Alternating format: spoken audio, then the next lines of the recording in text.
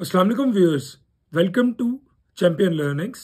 मैं हूं उस्मान शहजाद और आज हम बात करेंगे मोटजार्ट के बारे में। अब मोटजार्ट का पूरा नाम था वुल्फगैंग अमेडियस मोटजार्ट और वो बड़े ही कमाल के कंपोजर थे। अब उनका ये था कि वो बहुत ही क्विक लर्नर थे और उन्होंने एक इंस्ट्रूमेंट होता है कीबोर्ड, क्लेवियर नाम का, वो उन्होंने बहुत ही कम टाइम में सीख लिया था। उन्होंने अपनी फर्स्ट म्यूजिकल कॉम्पोजिशन जो है वो 5 साल की उम्र में बनाई।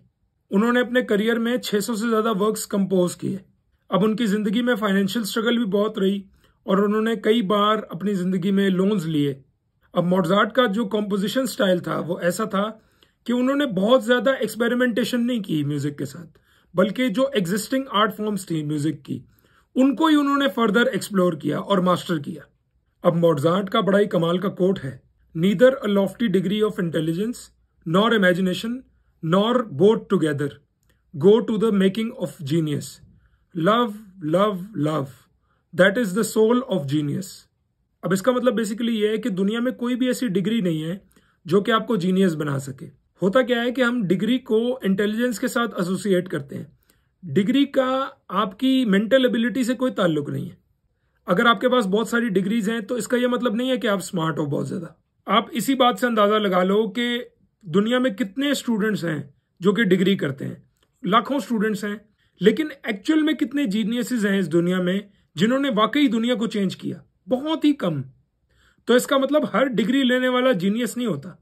अब बेसिकली इमेजिनेशन की जो बात हो रही है वो हो रही है नेचुरल इमेजिनेशन की बात, कि आप नेचुरली कितने क्रिएटिव हो, कितने इमेजिनेटिव हो, उससे भी जीनियस का ताल्लुक नहीं है। और ना ही अगर दोनों एस्पेक्ट्स आप में हैं तब आप जीनियस हो। लेकिन अगर आपको किसी काम से प्यार है तो वो एक्चुअल जीनियस है, क्योंकि उसके लिए फिर आप मुश्किलें भी उठाओगे, उसके लिए फिर आप कोशिश करोगे, उसमें बेहतर होने की कोशिश करोगे। अगर आप हिस्ट्री को क्लोजली ऑब्जर्व करो तो जो भी लोग सक्सेसफुल हुए दुनिया में, या जिन्होंने बहुत ज्यादा पैसे कमाए या फेम कमाया, वो लोग ऐसे नहीं थे जो कि टैलेंटेड थे। उनको बस अपने काम से प्यार था, उस काम में इंटरेस्ट था, तो वो बेहतर होते चले गए विद टाइम। और जब आपको किसी काम से प्यार होता है ना, तो जो इमेजिनेशन है और जो इंटेलिजेंस है वो आपके अंदर खुद ब खुद डेवलप होनी शुरू हो जाती है आहिस्ता आहिस्ता। उस काम में जैसे जैसे आप बेहतर होते जाते हो, आप और ज्यादा इंटेलिजेंट होते जाते हो, और ज्यादा इमेजिनेटिव होते जाते हो, आप अपनी लिमिट्स को और ज्यादा पुश करते जाते हो। अब मोटजार्ट के हिसाब से उन्होंने बहुत सारी ऐसी कॉम्पोजिशंस को स्टडी किया जो कि मास्टरपीसेस थी अपनी टाइम की, और ऐसे आर्टिस्ट को स्टडी किया जो कि एक्सपर्ट्स थे म्यूजिकल कॉम्पोजिशंस में। तो उन्होंने बहुत ज्यादा मेहनत की बेहतर होने के लिए। और आई थिंक ये चीज हमेशा होती है कि आप जब भी ऐसे मास्टर्स को स्टडी करते हो तो वो क्वालिटीज आपके अंदर भी थोड़ी थोड़ी आनी शुरू हो जाती हैं। आपकी मेंटालिटी उनके साथ अलाइन होनी शुरू हो जाती है, आप भी उनकी तरह ही सोचने लग जाते हो। अब अगर आपको एक अच्छा मार्शल आर्टिस्ट बनना है तो अगर आप ब्रूस ली से सीखते हो और चीजें सीख के उनको प्रैक्टिकली अप्लाई करते हो तो आहिस्ता आहिस्ता आपकी मेंटालिटी ब्रूस ली के साथ अलाइन होने लग जाएगी। और ये सब कॉन्शियसली होगा, शायद आपको पता भी ना चले। और आई थिंक ये बड़ा ही फास्ट तरीका है सक्सेस को अचीव करने का, क्योंकि जब आप जीनियसेस को स्टडी करते हो ना तो आप उनसे बहुत कुछ सीखते हो। उनके लिए जो चीजें इफेक्टिव रही उनसे भी आप सीखते हो और उनकी गलतियों से भी बहुत सीखते हो, तो आप जल्दी सक्सेस को अचीव कर सकते हो और इस प्रोसेस में आपका बहुत ज्यादा टाइम बच जाता है। अब मोटजार्ट के हिसाब से जो भी बंदा बहुत ज्यादा टैलेंटेड होता है ना, वो एक जगह पे नहीं टिकता, वो मूव करता रहता है एक से दूसरी जगह। यानी कि वो अगर कोई आर्ट फॉर्म है फॉर एग्जाम्पल, तो वो ऐसा नहीं है कि वो आर्ट फॉर्म के एक कैटेगरी में स्टक हो जाएगा, वो सारी चीजें एक्सप्लोर करने की कोशिश करेगा।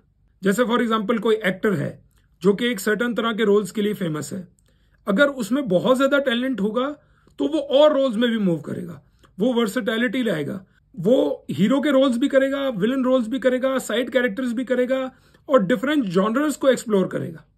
चाहे उसको 50 साल भी हो जाए एक्टिंग करते हुए, वो अपने आप को रीइन्वेंट करता रहेगा और रोल्स एक्सप्लोर करता रहेगा और इनर वर्ल्ड्स क्रिएट करता रहेगा अपने अंदर। इवन जो राइटर्स भी होते हैं वो भी लाइफ टाइम एक्सप्लोरर्स होते हैं।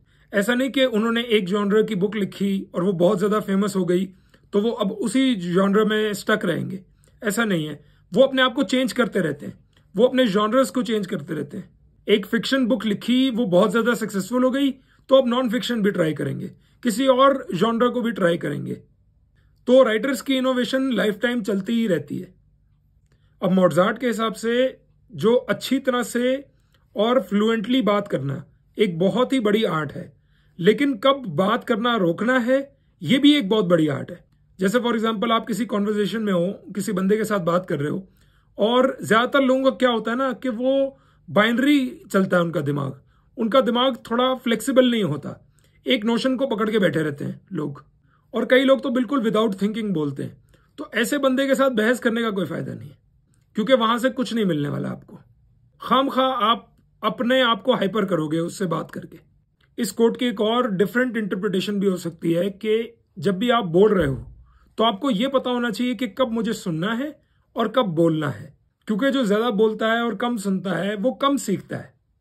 और ये हो सकता है कि कोई बंदा आपसे क्वेश्चन पूछे और कम सुनने की वजह से आपको उसका क्वेश्चन समझ ही ना आए, और जो आप रिस्पॉन्स दो वो उसके क्वेश्चन को एड्रेस ही ना करता हो।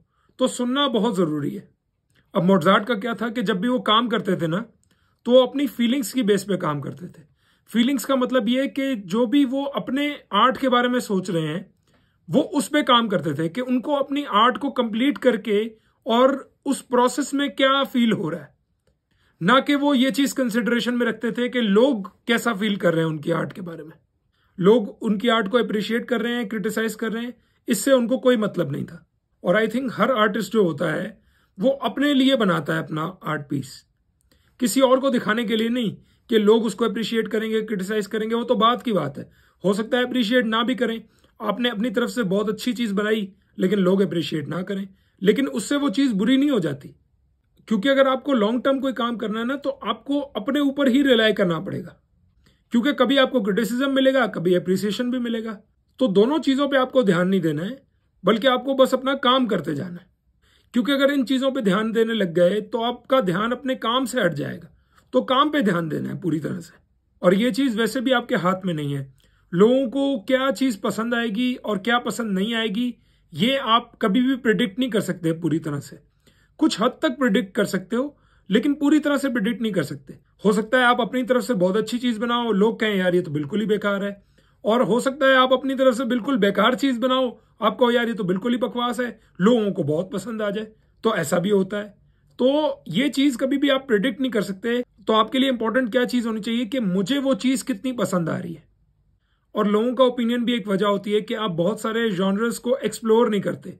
जिस जॉनर के आर्ट पीस को लोग बहुत ज्यादा अप्रिशिएट करेंगे, आपकी टेम्पटेशन ये होगी कि मैं उस जॉनर के अंदर ही रहूं, तो आप बेहतर तरीके से एक्सप्लोर नहीं कर पाओगे। तो व्यूअर्स, आई होप इस वीडियो से आपको कुछ ना कुछ सीखने को मिला होगा। अगर वाकई सीखने को मिला हो तो प्लीज वीडियो को लाइक करें, शेयर करें और चैनल को जरूर सब्सक्राइब करें। Thank you so much for watching. Allah Hafiz.